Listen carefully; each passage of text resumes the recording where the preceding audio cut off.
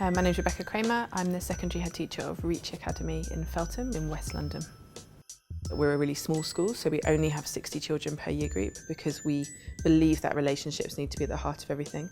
And our aim ultimately is to take pregnant mums in the local area and to work with them and their families all the way through their child's life and ensure that everyone in that unit, that family unit, has access to great education and support that they need.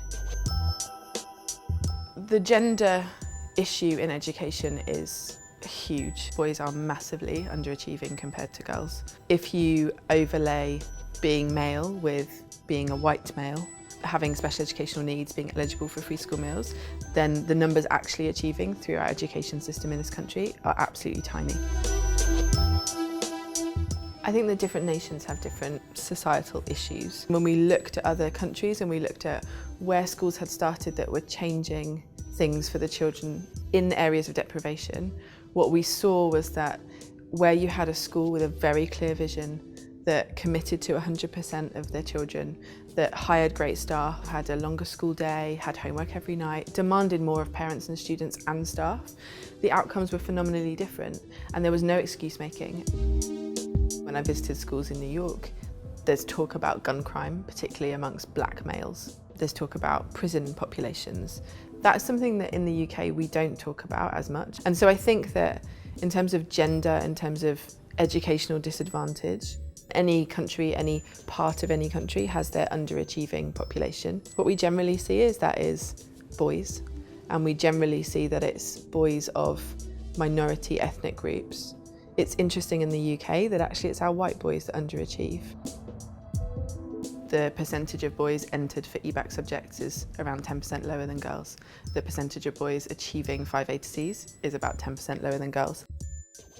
We've done a lot of work with our boys to tell them that data and to put that fire in their belly to change that data. And the way to change it is through hard work and education, and that they're in the best environment here to do that. So some of the things that we do for both genders are home visits before they start, and we make promises in their living room with their family about the next 7 years. And we get the child to make promises and we get the parent to make promises, and we purposefully do that in their own space. We can only do so much without the support of parents. One of the key things that is always really surprising, and I think people find it quite interesting, is the level of sensitivity that boys come to school with. And so within our classrooms and within our schools, we have to provide opportunities for them to feel successful through competition and through exciting things in the classroom, but we also have to provide opportunities for them to fail and be resilient and get over that. And that's a real challenge, and many schools shy away from that because to get over that hump is a really, really big thing, and it involves parents and it involves the students. The other thing that is a big hindrance on male education in this country is computers and screen time. We see it much more with our boys than with our girls. This morning I was in a meeting with a boy whose behaviour hasn't been great. Our solution is to go home and put in place routines at home, because we believe that the reason his behaviour isn't great is because he's up all night playing computer games.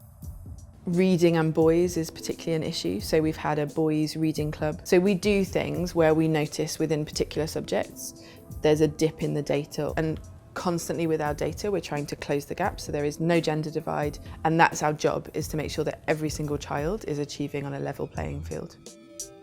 There is a sort of excuse making that even if a boy isn't being very successful at education, his life will be okay, whereas for girls there's a real understanding, conscious or subconscious, that education is the way forward for girls, and I think that's true across all countries in the world. One of the main things that we do to engage our girls in sciences, which are traditionally boy-focused subjects, is just to kind of break that down, to present them with role models, to put people in front of them who are female and scientists.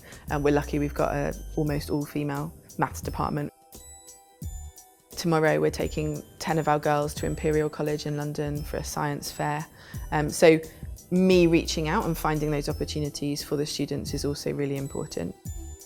In theory, what we should see if girls are outperforming boys at school is more women in CEO positions and more women starting companies, but we don't see that, and we haven't seen that historically. So the only conclusion that one can come to is that the less well-educated members of our society are ending up in positions where they're influencing society. And that's not a good position to be in. the model is less about gender and more about equipping every child with the skills that they need to be able to go on and do any subject that they want to do.